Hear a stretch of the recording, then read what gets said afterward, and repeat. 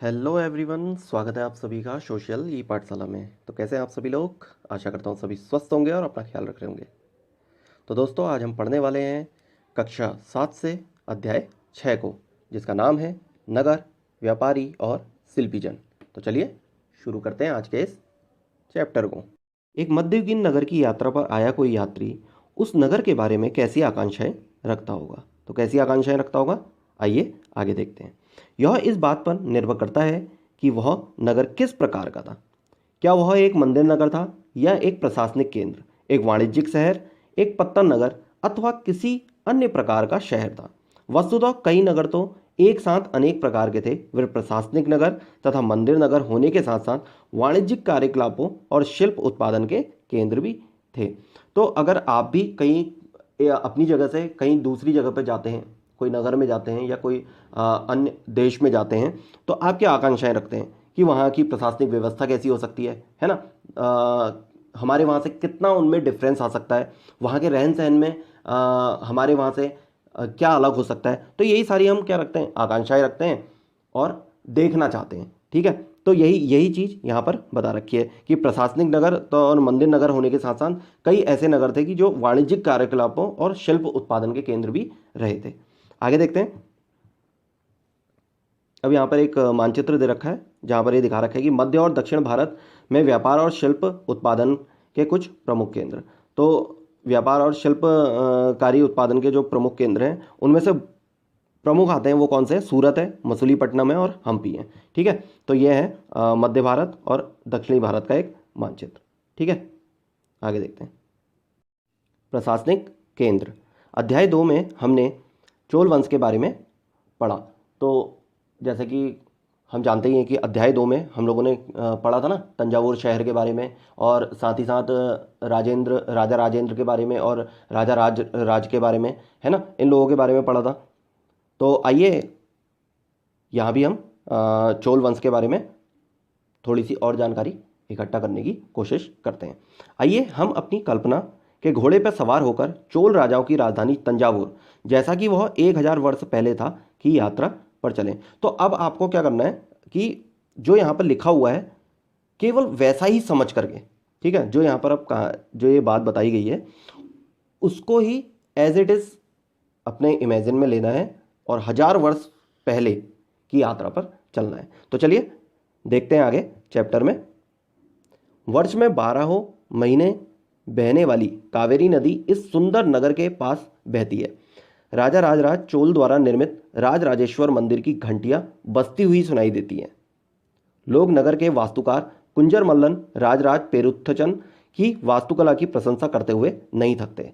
तो ये कब की बात हो रही है? 1000 वर्षों पहले की बात हो रही है, और कल्पना में जाने की बात कही गई है यहाँ पर। ठीक है, हमें वास्तुकार का नाम इसलिए पता है क्योंकि उसने गर्व से अपने नाम को मंदिर की दीवारों पर उत्कीर्ण किया। मंदिर के भीतर एक विशाल शिवलिंग स्थापित है। इस मंदिर के अलावा नगर में अनेक राजमहल हैं, जिनमें कई मंडप बने हुए हैं। राजा लोग इन मंडपों में अपना दरबार लगाते हैं। यहीं से वे अपने अधीनस्थों के लिए आदेश जारी करते हैं। नगर में सैन्य शिविर भी बने हैं। नगर उन बाजारों की हलचल से भरा हुआ है जहां अनाज, मसालों, कपड़ों और आभूषणों की बिक्री हो रही है। नगर के लिए जल की आपूर्ति कुओं और तालाबों से होती है। तंजावुर और उसके निकटवर्ती नगर उरैयूर के सालिय बुनकर मंदिरों के उत्सव के लिए झंडे, झंडियाँ बनाने का कपड़ा, राजा और अभिजात वर्ग के लिए बढ़िया सूती वस्त्र और जनसाधारण के लिए मोटा सूती वस्त्र तैयार कर रहे हैं। यहाँ से कुछ दूरी पर स्वामी मलाई में स्थापित अथवा मूर्तिकार उत्तम कांस्य मूर्तियाँ तथा लंबे सुंदर घंटा धातु के दीप बना रहे हैं।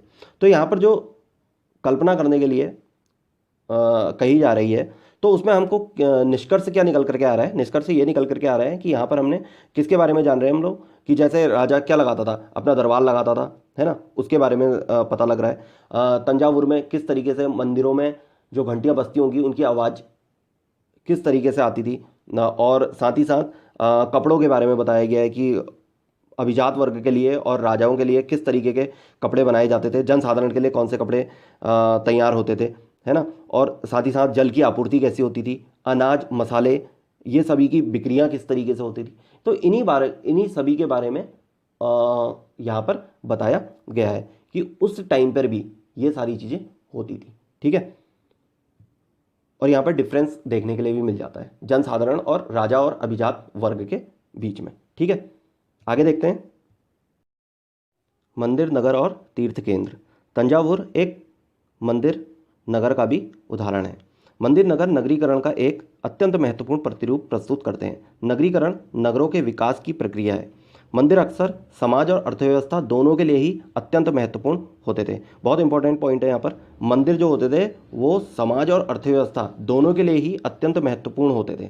ठीक है, समाज और अर्थव्यवस्था के दृष्टिकोण से शासक विभिन्न देवी देवताओं के प्रति अपना भक्ति भाव दर्शाने के लिए मंदिर बनाते थे। वे मंदिरों को भूमि एवं धन अनुदान में देते थे, जिनके आय से धार्मिक अनुष्ठान विधि विधान से संपन्न किए जाते थे।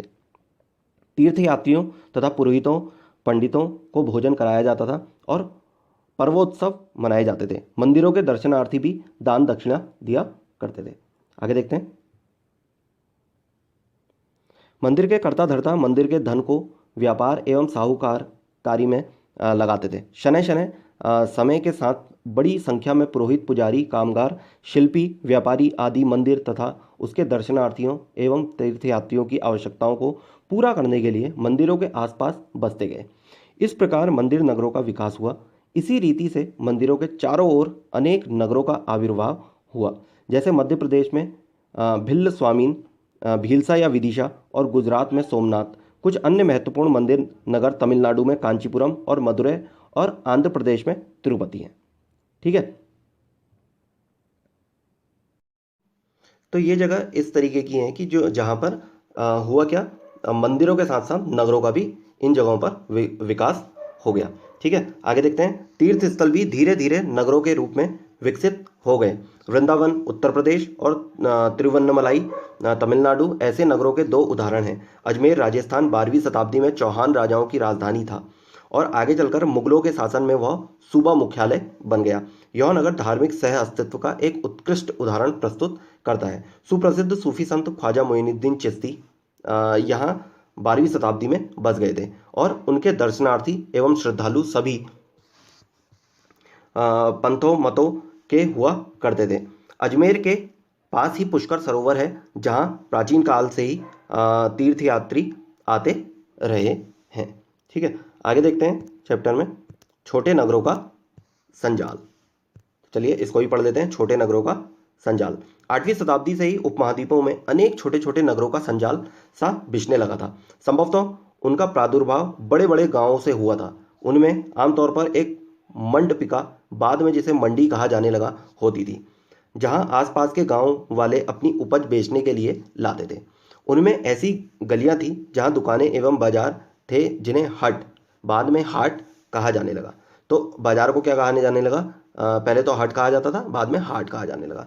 ठीक है, और कहाँ होती थी, जहाँ पर मंडपिका होती थी, जिसे हम आज के तौर पे क्या कहते हैं, मंडी कहते हैं। ठीक है, तो वहाँ पर गांव वाले क्या करते थे, उपज बेचने के लिए वो लोग बोते थे, तो जो उनका उपज होता था उसी को वहाँ पर लेकर आकर के बेचते थे और अपना जीवन यापन करते होंगे। ठीक है, इसके अलावा भिन्न भिन्न प्रकार के कारीगर तथा शिल्पियों, जैसे कुम्हारों, तेलियों, शक्कर बनाने वालों, ताड़ी बनाने वालों, सुनारों, लोहारों, पत्थर तोड़ने वालों आदि के अलग अलग बाजार होते थे। कुछ व्यापारी तो नगर में स्थायी रूप से बसकर अपना कारोबार करते थे, जबकि कुछ अन्य व्यापारी नगर नगर घूमकर क्रय विक्रय किया करते थे, जैसे कि आज भी आमतौर पर देखने के लिए मिलता है ना। कई लोग होते हैं जो अपना सामान बेचने के लिए कई गलियों में घूमते हैं, है ना, देखा ही होगा। और कई लोगों की अपनी अपनी क्या है, स्थायी दुकानें हैं। ठीक है, जबकि कुछ अन्य व्यापारी नगर घूम कर क्रय विक्रय किया करते थे। आसपास और दूर दराज के व्यापारी इन नगरों में स्थानीय उपज खरीदने और दूरवर्ती स्थानों के उत्पाद जैसे घोड़े, नमक, कपूर, केसर, पान सुपारी और काली मिर्च जैसे मसाले बेचने के लिए आते थे। तो जो दूर दराज के व्यापारी थे वो क्या करते थे, यहाँ पर जो इस जगह पे उपस्थित उत्पादित नहीं किया जाता था, या फिर जो यहाँ पर नहीं हो पाता था, या जो यहाँ नहीं था, ठीक है, तो वो लोग क्या करते थे, यहाँ पर उसको बेचने के लिए लेकर के आते थे। ठीक है, मतलब इस उपमहाद्वीप में, भारतीय उपमहाद्वीप में, फिर वो चाहे दूसरे राज्य से हो, या फिर एक राज्य से दूसरे राज्य में हो, या फिर एक देश से दूसरे देश में हो। ठीक है,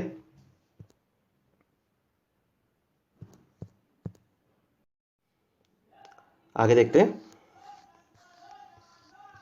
आमतौर पर कोई सामंत यानी परवर्ती काल का जमींदार इन नगरों में या इनके आसपास किलेबंदी पर कर महल बना लेता था। ऐसे सामंत व्यापारियों, शिल्पकारों तथा अनेक व्यापार की वस्तुओं पर कर लगाते थे, और कभी कभी इन करों के संग्रहण का अधिकार उन स्थानीय मंदिरों को प्रदान कर देते थे जिनका निर्माण स्वयं उनके द्वारा या धनाढ्य व्यापारियों द्वारा कराया गया होता था। ऐसे अधिकारों अधिकारों का उल्लेख अभिलेखों में किया गया है, जो आज भी पाए जाते हैं। तो जो सामंत लोग थे, जो जमींदार लोग थे, जो मतलब उच्च वर्ग के लोग माने जाते थे, ठीक है, तो वो क्या करते थे, किलेबंदी कर लेते थे जिस क्षेत्र में वो अपना व्यापार करते थे, और वहां पर क्या बना लेते थे, महल बना लिया करते थे। ठीक है, तो और इनका उल्लेख कहाँ पर हमको देखने के लिए मिलता है, वो कुछ अभिलेखों में देखने के लिए मिल जाता है।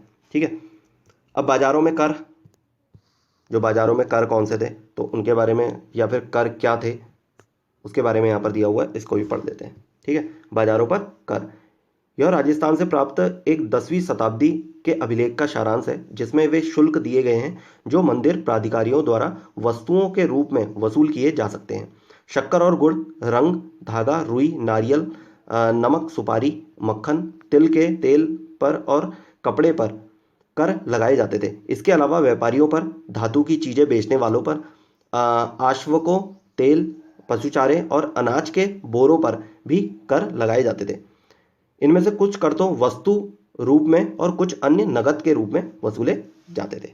ठीक है, तो ये इस तरीके से यहाँ पर कर वसूलने का कार्य होता था। कहाँ पर, बाजारों में। ठीक है, जो बाजारों से कर लिया जाता था, जैसे कि आज भी होता है कई जगहों पर मार्केट्स में, है ना, जो नगर निगमों के अधीन जो शॉप्स आती हैं, दुकानें आती हैं, तो उनसे भी क्या लिया जाता है, एक प्रकार से कर लिया जाता है ना उन उन लोगों से, महीने महीने का, है ना, जो पूरे साल में एक बार में लिया जाता है। ठीक, आगे देखते हैं।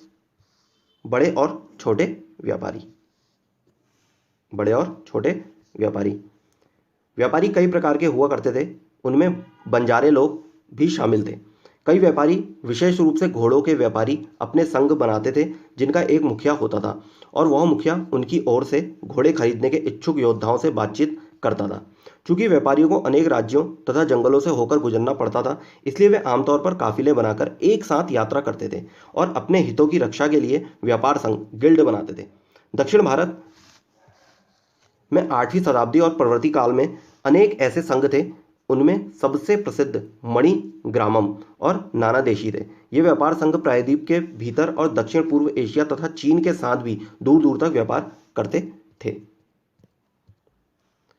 इनके अलावा चेटियार और मारवाड़ी, ओसवाल जैसे समुदाय भी थे, जो आगे चलकर देश के प्रधान व्यापारी समूह बन गए। गुजराती व्यापारियों में हिंदू बनिया और मुस्लिम बोहरा दोनों समुदाय शामिल थे।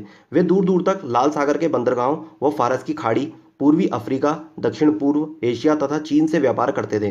वे इन पत्तनों में कपड़े और मसाले बेचते थे, और बदले में अफ्रीका से सोना और हाथी दांत एवं दक्षिण पूर्व एशिया और चीन से मसाले, टिन, मिट्टी के नीले बर्तन और चांदी लाते थे। तो देख लीजिए यहाँ पर जो व्यापारिक समूह थे ना, वो क्या क्या करते थे और कहाँ से क्या चीज़ें लेकर के आते थे, ये सभी पॉइंट क्या हो जाते हैं, बहुत इंपॉर्टेंट हो जाते हैं परीक्षा की दृष्टि से। ठीक है, आगे देखते हैं। पश्चिमी तट के नगरों में अरबी, फारसी, चीनी, यहूदी और सीरियाई ईसाई बस गए थे। कहाँ कहाँ बस गए, पश्चिमी तट के नगरों में अरबी, फारसी, चीनी, यहूदी और सीरियाई ईसाई। लाल सागर के बंदरगाहों में बेचे जाने वाले भारतीय मसाले और कपड़े इतालवी व्यापारियों द्वारा खरीदे जाते थे, और वहां से वे आगे यूरोपीय बाजारों में पहुंचाते थे। उनसे व्यापार में बहुत लाभ होता था। उष्णकटिबंधीय जलवायु में उगाए जाने वाले मसाले, काली मिर्च, दालचीनी, जायफल, सौंठ आदि यूरोपीय व्यंजनों के महत्वपूर्ण अंग बन गए थे, और भारतीय सूती कपड़ा बहुत लुभावना होता था। ये चीजें ही यूरोपीय व्यापारियों को भारत तक खींच लाई। समय के साथ साथ व्यापार और नगरों का रूप किस प्रकार बदला, इसके बारे में हम शीघ्र आगे पढ़ेंगे। तो आप जब आधुनिक काल में पढ़ेंगे ना, तब वहां पर यूरोपीय व्यापारियों के बारे में हम जानेंगे कि वो किस तरीके से आकर्षित हुए भारत की ओर। ठीक है, तो चलिए आगे देखते हैं, पढ़ते हैं काबुल के बारे में। काबुल, काबुल अपने पहाड़ी और विषम भूदृश्य के साथ 16वीं शताब्दी से राजनीतिक और वाणिज्यिक दृष्टि से महत्वपूर्ण बन गया। अब क्या कैसे महत्वपूर्ण बना राजनीतिक और वाणिज्यिक दृष्टि से, तो चलिए देखते हैं। काबुल और कांधार सुप्रसिद्ध रेशम मार्ग से जुड़े हुए थे। तो यहाँ से क्या होता था, व्यापार किया जाता था। ठीक है, रेशम मार्ग से जुड़े हुए थे, रेशम के कपड़े आते होंगे, है ना। और साथ ही घोड़ों का व्यापार भी मुख्य रूप से इसी मार्ग से होता था। तो घोड़ों का व्यापार भी किया जाता था काबुल और कांधार के मार्गों से। ठीक है, 17वीं शताब्दी में हीरो के एक सौदागर जो बैप्टिस्टे ट्रेवनियर ने अनुमान लगाया था कि काबुल में घोड़ों का व्यापार प्रतिवर्ष 30,000 रुपयों का होता था, जो उन दिनों में एक बड़ी भारी रकम समझी जाती थी। काबुल से मेवे, खजूर, गलीचे, रेशमी कपड़े और ताजे फल ऊंटों पर लाद कर लाए जाते थे। कहाँ लाए जाते थे, उपमहाद्वीपों में। ठीक है, भारतीय उपमहाद्वीप में लेकर के आया जाता था। कहाँ से, काबुल से। ठीक है, और उपमहाद्वीप तथा अन्य भागों में बेचे जाते थे। देखिए, उपमहाद्वीप और अन्य भागों में क्या क्या करा जाता था, इन्हें बेचा जाता था। इनके अलावा गुलाम भी बिक्री के लिए लाए जाते थे। ठीक है, गुलाम भी लेके आया जाता था। ठीक है, गुलामों को भी लेकर आया जाता था और उनकी भी क्या करी जाती थी, बिक्री की जाती थी। ठीक है, तो इस तरीके से यहाँ पर क्या था, एक तरीके से जो काबुल था वो क्या था, राजनीतिक और वाणिज्यिक दृष्टि से क्या था, महत्वपूर्ण केंद्र था। ठीक, आगे देखते हैं। नगरों में शिल्प। बीदर के शिल्पकार तांबे तथा चांदी में जड़ाई के काम के लिए इतने अधिक प्रसिद्ध थे कि इस शिल्प का नाम ही बीदरी पड़ गया। पांचाल अर्थात विश्वकर्मा समुदाय, जिसमें सुनार, कसेरे, लोहार, राजमिस्त्री और बढ़ई शामिल थे, मंदिरों के निर्माण के लिए आवश्यक थे। इसके अलावा वे राजमहलों, बड़े बड़े भवनों, तालाबों और जलाशयों के निर्माण में भी अपनी महत्वपूर्ण भूमिका अदा करते थे। इसी प्रकार सालियार या कैक्कोलार जैसे बुनकर भी समृद्धिशाली समुदाय बन गए थे और वे मंदिरों को भारी दान दक्षिणा दिया करते थे। वस्त्र निर्माण से संबंधित कुछ अन्य कार्य जैसे कपास को साफ करना, काटना और रंगना भी स्वतंत्र व्यवसाय बन गए थे, जिनके लिए विशेषज्ञता की आवश्यकता होती थी। आगे बढ़ते हैं। शहरों के बदलते हुए भाग्य। कई शताब्दियों के लंबे समय में अहमदाबाद, गुजरात जैसे कुछ नगर बड़े व्यापारिक केंद्रों के रूप में विकसित हो गए, लेकिन तंजावुर जैसे कुछ अन्य नगर पहले की अपेक्षा विस्तार तथा महत्व की दृष्टि से सिकुड़ गए। इसी काल में पश्चिम बंगाल में भागीरथी नदी के तट पर स्थित मुर्शिदाबाद रेशमी वस्त्रों के प्रमुख केंद्र के रूप में उभर रहा था। ठीक है, वह 1704 ईस्वी में बंगाल की राजधानी बन गया, लेकिन इसी शताब्दी के दौरान उसका सितारा डूब गया, क्योंकि वहाँ के बुनकर इंग्लैंड की मिलों से बनकर आए सस्ते कपड़ों के साथ प्रतियोगिता में टिक ना सके। आगे देखते हैं। हम्पी, मसूलीपट्टनम और सूरत, नज़दीक से एक नज़र। तो इन शहरों के बारे में हम जानने का यहाँ पर प्रयास करेंगे। तो सबसे पहले पढ़ते हैं हम्पी, जो कि कर्नाटक में स्थित है। हम्पी की वास्तुकला का सौंदर्य। हम्पी नगर कृष्ण और तुंगभद्रा नदियों की घाटी में स्थित है। तो वेरी इंपॉर्टेंट पॉइंट हो जाता है कि किस नदियों के घाटी में स्थित है, तो कृष्णा और तुंगभद्रा नदी पे। ठीक है, यह नगर 1336 में स्थापित विजयनगर साम्राज्य का केंद्र स्थल था। हम्पी के शानदार खंडरों से पता चलता है कि उस शहर की किलेबंदी उच्च कोटि की थी। किले की दीवारों के निर्माण में कहीं भी गारे, चूने जैसे किसी भी जोड़ने वाले मसाले का प्रयोग नहीं किया गया था और शिलाखंडों को आपस में फंसाकर गुथा गया था। आगे देखते हैं। हम्पी की वास्तुकला विशिष्ट प्रकार की थी। वहाँ के शाही भवनों में भव्य मेहराब और गुंबद थे। वहाँ स्तंभों वाले कई विशाल कक्ष थे, जिनमें मूर्तियों को रखने के लिए आले बने हुए थे। वहाँ सुनियोजित बाग बगीचे भी थे, जिनमें कमल और तोड़ों की आकृति वाले मूर्तिकला के नमूने भी थे। 15वीं-16वीं शताब्दी के अपने समृद्धि काल में हम्पी कई वाणिज्यिक और सांस्कृतिक गतिविधियों से गुंजायमान रहता था। उन दिनों हम्पी के बाजारों में मुस्लिम सौदागरों, चेट्टियों और पुर्तगालियों जैसे यूरोपीय व्यापारियों के एजेंटों का जमघट लगा रहता था। मंदिर सांस्कृतिक गतिविधियों के केंद्र होते थे और दासियां विरूपाक्ष शिव मंदिर के अनेक स्तंभ वाले विशाल कक्षों में देव प्रतिमा, राजा तथा प्रजाजनों के समक्ष नृत्य किया करती थी। महानवमी पर्व, जो आज दक्षिण में नवरात्रि पर्व कहलाता है, उन दिनों हम्पी में एक अत्यंत महत्वपूर्ण पर्व माना जाता था। पुरातत्वविदों ने उस महानवमी मंच को खोज निकाला है जहां राजा अपने अतिथियों का स्वागत सत्कार करता था और अधीनस्थ व्यक्तियों से नजराने उपहार लिया करता था। वहीं विराजमान होकर राजा नृत्य एवं संगीत तथा मल्ल युद्ध के कार्यक्रम भी देखा करता था। 1565 में दक्कनी सुल्तानों गोलकुंडा, बीजापुर, अहमदनगर, बरार और बीदर के शासकों के हाथों विजयनगर की पराजय के बाद हम्पी का विनाश हो गया। तो ये बात यहाँ पर होती है किसकी? हम्पी की। और ऊपर ही यहाँ पर एक बॉक्स दिया हुआ है, उसको भी पहले देख लेते हैं, फिर आगे बढ़ेंगे। तो फटाफट इस बॉक्स को यहाँ पर देख लेते हैं। एक किलाबंद नगर। एक पुर्तगाली यात्री डोमिंगो पेज ने 16वीं शताब्दी में हम्पी नगर का वर्णन इस प्रकार किया है। तो किस प्रकार किया है देखते हैं। गोवा से आने वाले लोग जिस प्रवेश द्वार से गुजरते हैं उस द्वार के भीतर राजा ने एक अत्यंत सुदृढ़ प्राचीरबद्ध नगर बसा रखा है जो दीवारों और बुर्जों से सुरक्षित है।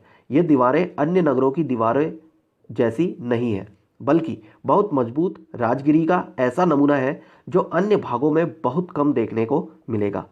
उसके भीतर इसी रीति से बनाए गए भवनों की अत्यंत सुंदर कतारें हैं जिनकी छतें सपाट और चपटी है। तो सुरक्षा की दृष्टि से क्या बनाया था वहाँ पर? बहुत अच्छे नगरों का निर्माण किया गया था और जिसका वर्णन जो कराया वो किसने कराया? डोमिंगो पेज ने। ठीक है, तो किलेबंद नगर कौन सा? हम्पी के बारे में यहाँ पर बताया गया है। ठीक, अब यहाँ पर राइट साइड पे एक बिंदु दे रखा है, इसको भी देख लेते हैं। अपने शासनकाल में विजयनगर के शासकों ने जलाशयों एवं नहरों के निर्माण में काफ़ी रुचि ली।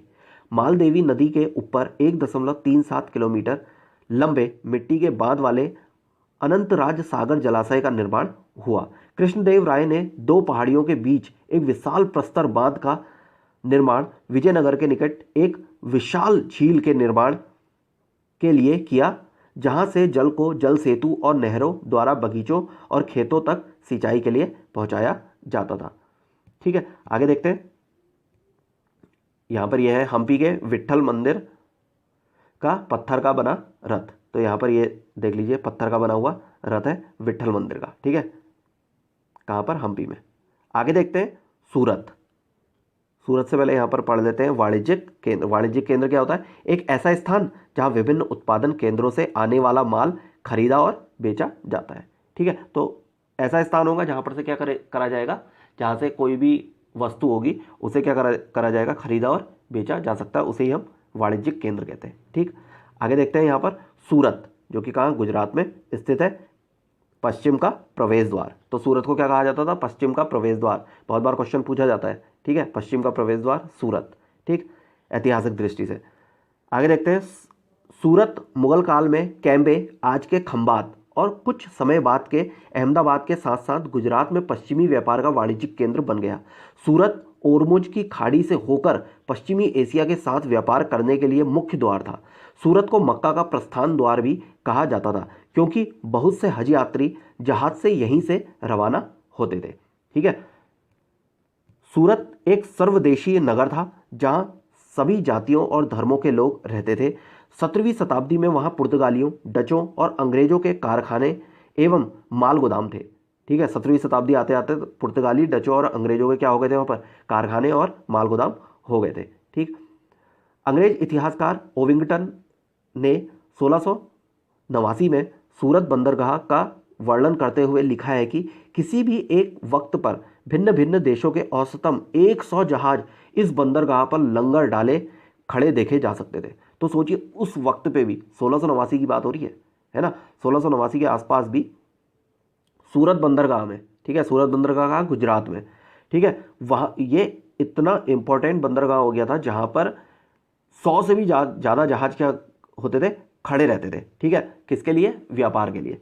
ठीक, आगे देखते हैं। सूरत में ऐसी अनेक दुकानें थी जो सूती कपड़ा, थोक और फुटकर कीमतों पर बेचती थी। सूरत के वस्त्र अपने सुनहरे गोटा किनारियों जरी के लिए प्रसिद्ध थे और उनके लिए पश्चिम एशिया, अफ्रीका और यूरोप में बाजार उपलब्ध थे। राज्य ने विश्व के सभी भागों से नगर में आने वाले लोगों की आवश्यकताओं को पूरा करने के लिए अनेक विश्राम गृह बना रखे थे। वहाँ भव्य भवन और असंख्य मनोरंजक स्थल थे। सूरत में काठियावाड़ी सेठों तथा महाजनों की बड़ी बड़ी साहूकारी कंपनियां थी। उल्लेखनीय है कि सूरत से जारी की गई हड्डियों को दूर दूर तक मिस्र से काहिरा, इराक में बसरा और बेल्जियम में एंटवर्प के बाजारों में मान्यता प्राप्त थी। तो सोचिए, सूरत से जारी जितनी भी हंडियाँ थी वो कहाँ कहाँ तक, हुंडियों को कहाँ कहाँ पर क्या थी, मान्यता प्राप्त थी। तो यहाँ पर दे रखा है मिस्र, इराक और बेल्जियम के जो स्थान थे वहाँ पर।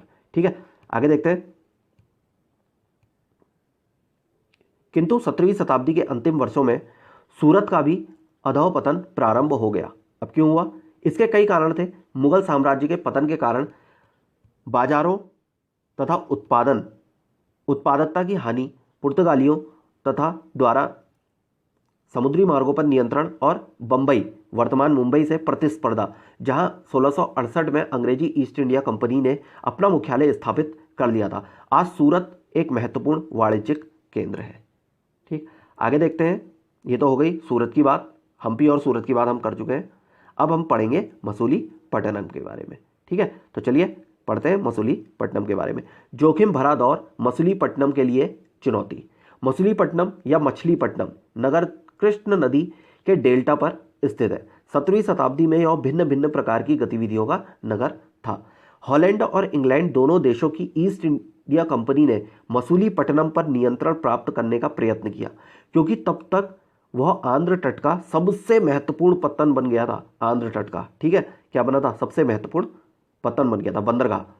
ठीक है, मसूलीपट्टनम का किला हॉलैंड वासियों ने बनाया था। तो यहाँ पर सीधे सीधे ये बन रहा है, मसूलीपट्टनम का किला किसने बनाया था? तो हॉलैंड वासियों ने यहाँ पर ये किला बनवाया था। ठीक है, आगे देखते हैं। आगे बढ़ने से पहले इस बॉक्स को भी जो यहाँ पर दिया हुआ है इसको भी लिख लेते हैं। मछुआरों का एक गरीब नगर। अंग्रेजी ईस्ट इंडिया कंपनी के एक गुमास्ते विलियम मेडवेल्ट ने 1620 ईस्वी में इन शब्दों में मसूलीपट्टनम का वर्णन किया था। अब गुमास्ता होता क्या है, उसका मतलब क्या होता है, वो यहाँ पर दे रखा है। यूरोपीय ट्रेडिंग कंपनी की व्यापारिक गतिविधियों के प्रभारी अधिकारी। जो व्यापारिक गतिविधियों को देखते होंगे ना, वही क्या कहलाते हैं? गुमास्ता कहलाते थे। तो अब यहीं पर ही गुमास्ते विलियम मेडवेल्ट जो अधिकारी होगा ना, उसने यहाँ पर मसूलीपट्टनम का क्या दिया हुआ है? वर्णन दिया हुआ है। तो बस इसके बारे में हम यहाँ पर पढ़ते हैं। यह गोलकुंडा का मुख्य पत्तन है, जहाँ परम पूज्य ईस्ट इंडिया कंपनी अपना एजेंट रखती है। यह एक छोटा नगर है, पर घना बसा हुआ है, बिना किसी चार दीवारी के और खराब तरीके से बना हुआ। ना ही यह अच्छी जगह स्थित है। इसके सभी जल स्रोत खारे पानी के हैं। पहले यह एक गरीब मछुआरा नगर था। आगे चलकर यहाँ जहाज़ों के लिए लंगर डालने की सुविधा हो गई, जिससे व्यापारी लोग यहाँ रहने लगे। और चूंकि हमारे तथा हॉलैंड के निवासी यहाँ इस तट पर आते जाते रहते हैं, यह उनके लिए निवास की व्यवस्था करता है। आगे देखते हैं। गोलकुंडा के कुतुबशाही शासकों ने कपड़ों, मसालों और अन्य चीज़ों की बिक्री पर शाही एकाधिकार लागू किया, जिससे कि वहाँ का व्यापार पूरी तरह ईस्ट इंडिया कंपनी के हाथों में ना चला जाए। विभिन्न व्यापारी समूहों, गोलकुंडा के कुलीन वर्गों, फारसी सौदागरों, तेलुगु, कोमिटी, चेटियार और यूरोपीय व्यापारियों ने नगर को घनी आबादी वाला समृद्धिशाली बना दिया। जब मुगलों ने गोलकुंडा तक अपनी शक्ति बढ़ा ली, तो उनके प्रतिनिधि सूबेदार मीर जुमला ने, जो कि स्वयं एक सौदागर था, हॉलैंड वासियों और अंग्रेजों को आपस में भिड़ाना शुरू कर दिया। 1686 से 1687 में मुगल बादशाह औरंगजेब ने गोलकुंडा को मुगल साम्राज्य में मिला लिया। अब यूरोपीय कंपनियों के सामने अन्य विकल्प ढूंढने की समस्या आ खड़ी हुई।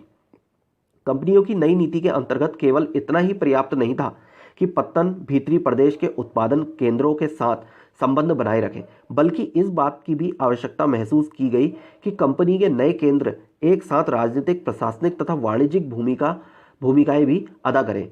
अब कंपनी के व्यापारी बंबई, वर्तमान मुंबई, कलकत्ता, वर्तमान कोलकाता और मद्रास, वर्तमान चेन्नई चले गए।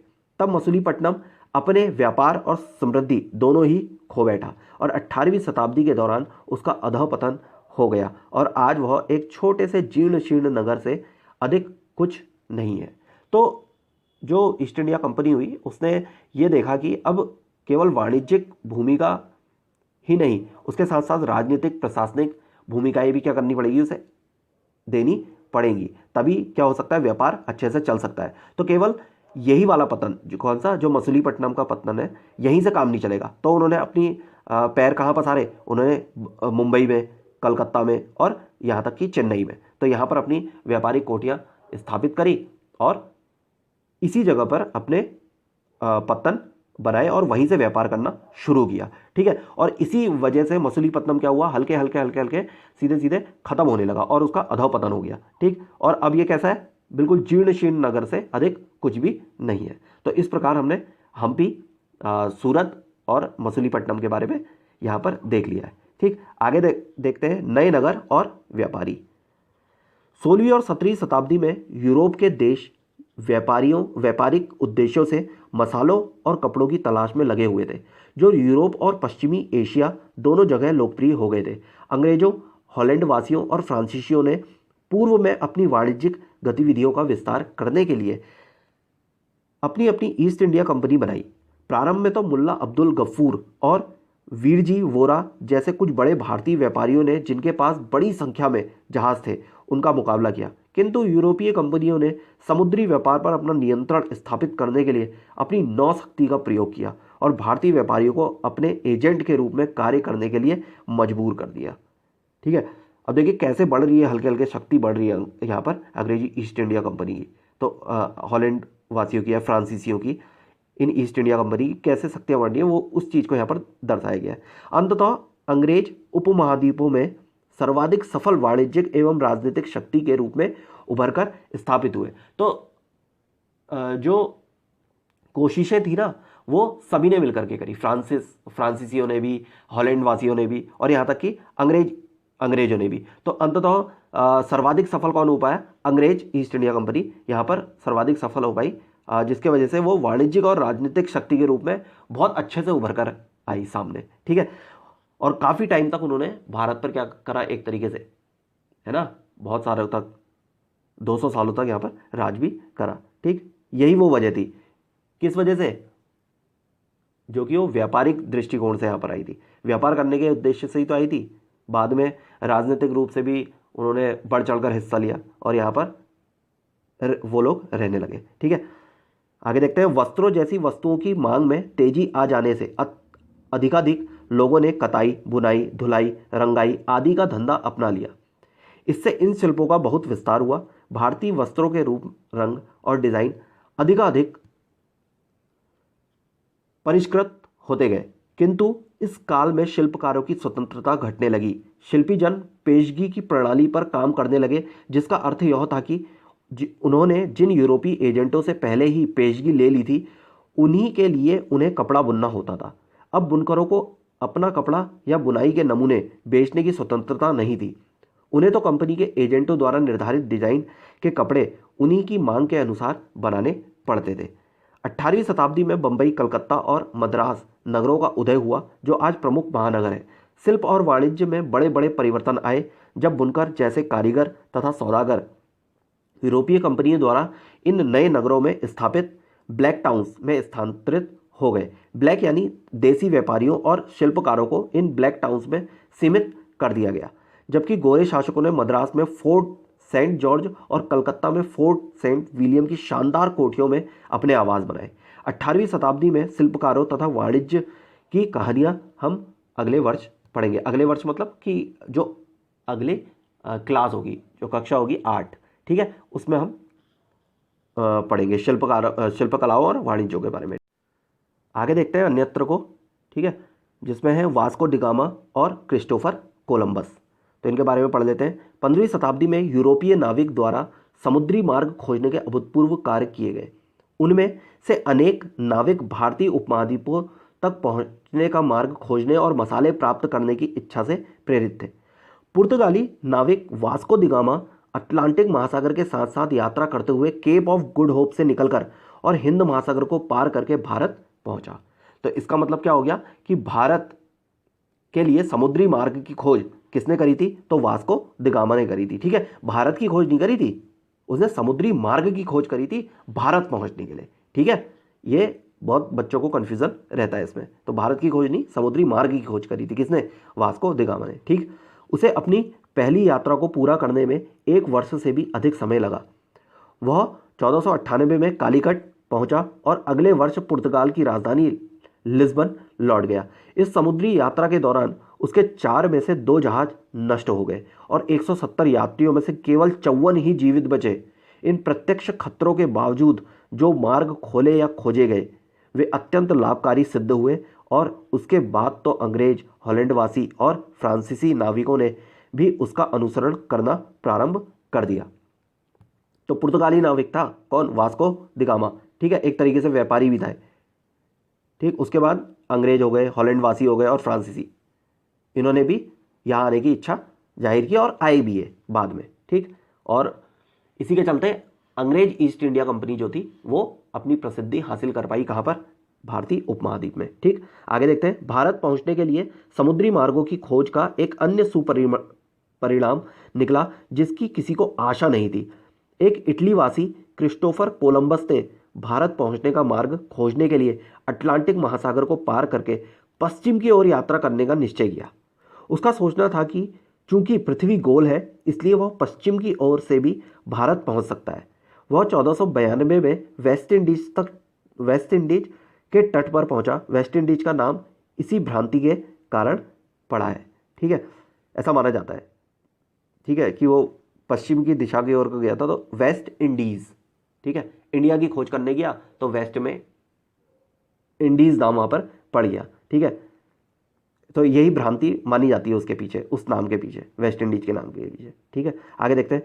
उसके पीछे स्पेन और पुर्तगाल के नाविक और विजेता भी वहां आते रहे और उन्होंने मध्य और दक्षिणी अमेरिका के बड़े बड़े भागों को अपने कब्जे में कर लिया और अक्सर उन प्रदेशों की पहले वाली बस्तियों को नष्ट कर दिया। तो क्रिस्टोफर कोलंबस ने कौन से मार्ग की खोज करी? अमेरिका पहुंचने के मार्ग की खोज करी। ठीक है, मध्य और दक्षिणी अमेरिका के मार्ग की खोज करी। तो इस प्रकार हमने क्रिस्टोफर कोलंबस और वास्को द गामा के बारे में पढ़ा और यहीं पर ही आज का ये बेहतरीन चैप्टर समाप्त होता है। आई होप आपको चीज़ें समझ में आई होंगी और आप नोट्स बना रहे होंगे।